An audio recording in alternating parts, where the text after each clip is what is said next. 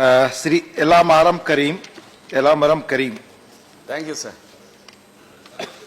I rise to oppose the Code on Wage Bill 2019. Sir, today, the working people of our country are conducting countrywide demonstration and agitation against this bill as per the call of national trade unions. On the same day, the bill is coming to consider in this House, and it is moved by my friend and most respected Labour Minister, who is a popular leader and also very soft in nature. I am very sorry, sir. This is an action of challenging the working people of this country.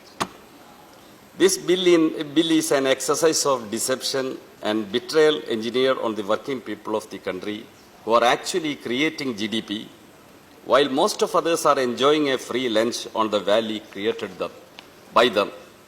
Sir, I oppose this bill, which totally ignored the unanimous recommendation of the Parliamentary Standing Committee on Labour on the identically some piece of bill which submitted its report before the Parliament in second half of 2018.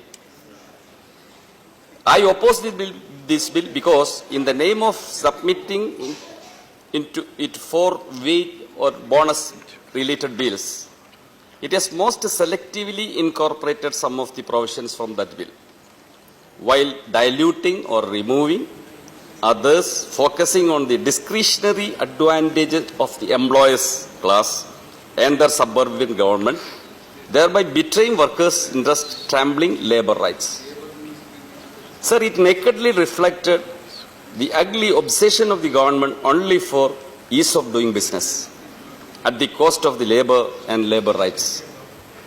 The bill ignored most undemocratically the unanimous recommendations of and its direction of successively Indian labour conferences on 15th, 44th, 45th and last 46th in 2015, and related Supreme Court judgment in 1992 on concrete formula of fixation of minimum wage and the benchmark level to ensure human survival of workers. The successive governments at the centre and states, including your government, were a party to such unanimous recommendations.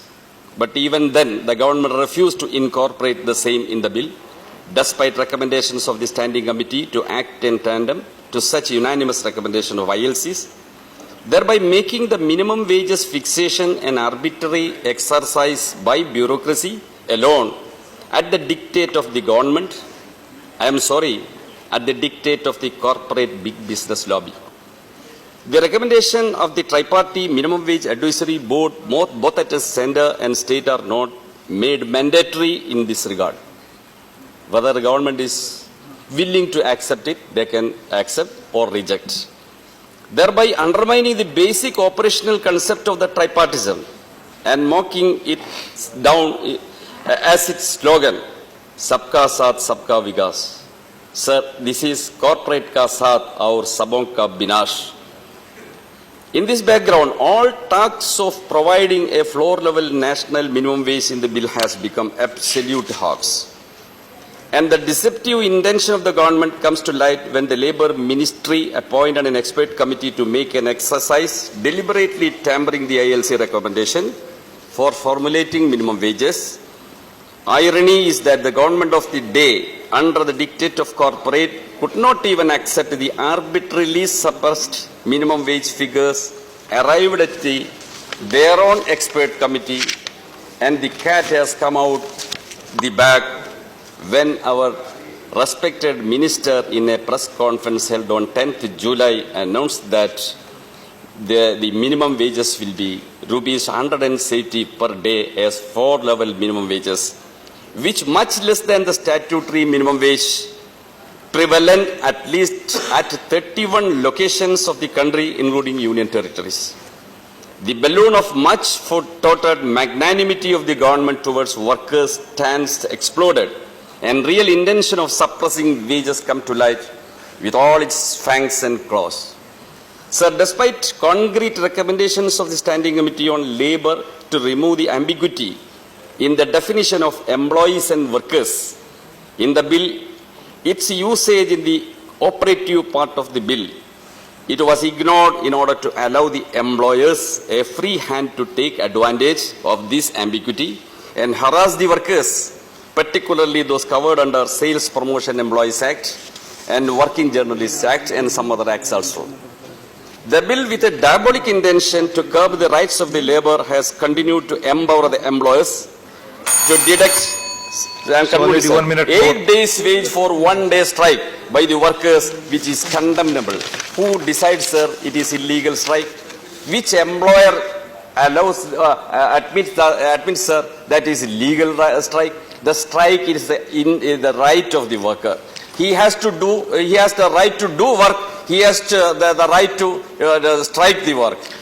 Conclude, it's already 1 minute more. Lastly, the lifeline of any act is enforcement mechanism and related provisions. This bill, while changing the designation of inspector as an inspector cum facilitator, whom do they facilitate, sir? And restraining their regular and routine mandatory duties for regular inspection to verify complaints of act by employers and allowing inspection only with prior permission for the highest level of the appropriate government and authority, sir, virtually banned on, crippled the system of inspection itself, thereby giving a complete go-by to strong enforcement of the act itself, again governed by their option and ease of doing business. Professor I Manoj have Kumar moved the Jha. concrete amendments to this bill, Start speaking. and it is exercise of It will not go on the record. Please speak.